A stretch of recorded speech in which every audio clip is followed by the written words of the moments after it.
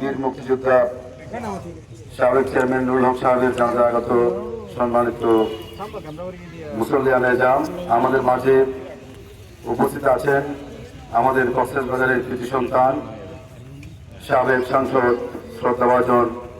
লুৎফুর রহমান খাজল ভাই সহ অন্যান্য নেতৃবৃন্দ, সম্মানিত মুসল্লিরা, আসসালামু আলাইকুম রহমতুল্লাহি ওয়া বারাকাতুহু।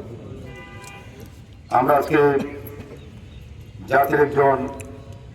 শ্রেষ্ঠ সন্তানের জানাজায় উপনীত হয়েছি, যিনি জীবনের ঝুঁকি নিয়ে একটি স্বাধীন সার্বভৌম দেশ উপহার দেওয়ার জন্যে অসম লড়াইয়ে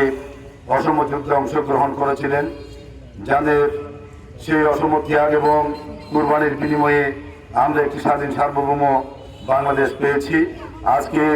এই মহান মুক্তিযোদ্ধার বিদায়ের দিনে আমাদের শপথ হোক, আমরা নতুন দিনের তাদের স্বপ্নের পূরণের একটি সুন্দর বাংলাদেশ গড়ার প্রত্যয় নিয়ে আজকে বীর মুক্তিযোদ্ধার আমরা আত্মার মাগফিরাত কামনা করছি। আল্লাহ তাআলা তাকে জান্নাতুল মাকাম দান করুন, তার সুখ সন্তপ্ত পরিবারের প্রতি